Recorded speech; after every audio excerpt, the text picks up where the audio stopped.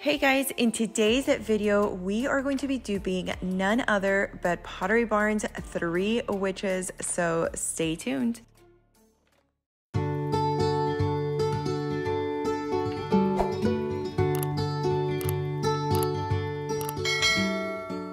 Hey friends, welcome back to my channel. In today's video, we're going to be duping none other than, of course, the well-known 3 witches from Pottery Barn. I'm excited to do this. They retail, I believe, for $1.99, and y'all know me. I was like, not today, Satan. So I got all the stuff for you guys, more affordable things that we're going to be using to recreate this iconic look from Pottery Barn. For today's video, we're going to be using this tomato cage for the body, this pumpkin pail for the head. I also used this in a different video, so if you haven't seen it, go watch it. It's amazing. I'll link it in the description. I picked up these pucker lights from Amazon, a plastic tablecloth, this creepy fabric, and a hat.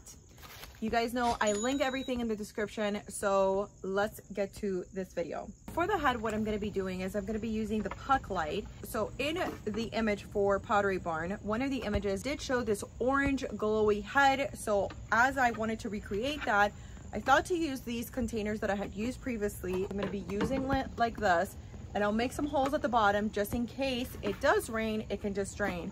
And then the puck light, what I'm going to do is I'm going to probably throw it into a Ziploc bag to protect it, and then put it like this. That way I don't have to worry about it. So what I'm going to be using to make a hole on this, I'm just grabbing a screwdriver and just applying light pressure to wherever I need the holes to be. So I do want them close together, so I'm just going to lightly just turn until it pokes right through. So I've already made 2 holes. I'm going to make a 3rd one, and then I might poke some holes around again just in case it does get wet in here that it can drain. And I'm just going to fit just to make sure. I just kind of eyeballed it, but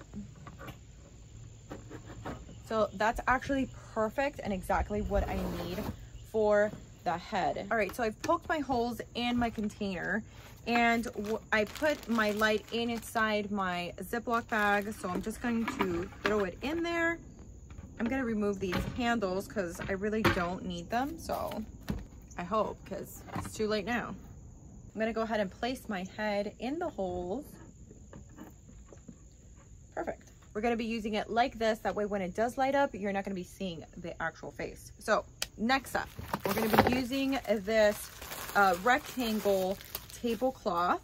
And I'm using the rectangle so that I can make the sleeves on her. So, and you're definitely going to have some left over. What you're going to want to do is you're going to want to drape it.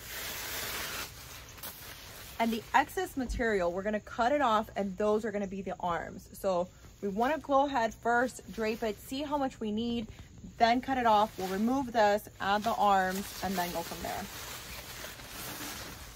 So once it hangs, then you're going to see how much you're going to need from the other side. So what we're going to be doing is just make sure everything is even here. Check to see how much you have in the back that you can cut off. Cut that off, and again, then we're going to be using it for the arms. So once we have our arms, I'll just split this in half, cut it along the middle, and then it's going to be one arm and the other arm. So it's going to be like this. So I'm just going to tie it up, and then I can move it if I need to.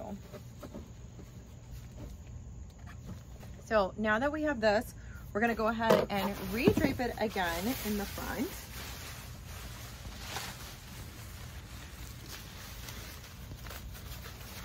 Perfect.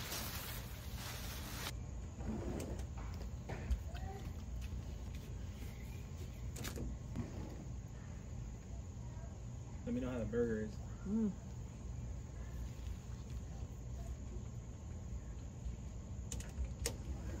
All right, so where do we leave off? Okay, so we're checking to see the sides just to make sure that the arms are somewhat even.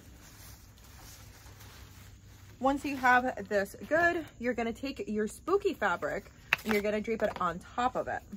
This one you're not gonna have to cut at all. Once you have it here, you'll notice that some of the arm is not covered. That's fine because we're gonna be covering it from the sides. To shape the head, we're gonna be gathering it here at the neck. And for this part, you can honestly use any type of string that you have. I had some extra ribbon, so that's what I'm going to be using to tie around the neck. So we'll be gathering it here and then we'll be tying it to the back to create the head effect. Just like a little double knot, just to go ahead and do that. And if you look inside, you're going to have your arm. So when it connects to the other, it'll be like this. So good. All right, so in the picture, they also have it gathered around the waist. You can just do this as high as you want or as low as you want. I feel like I might do it like around here.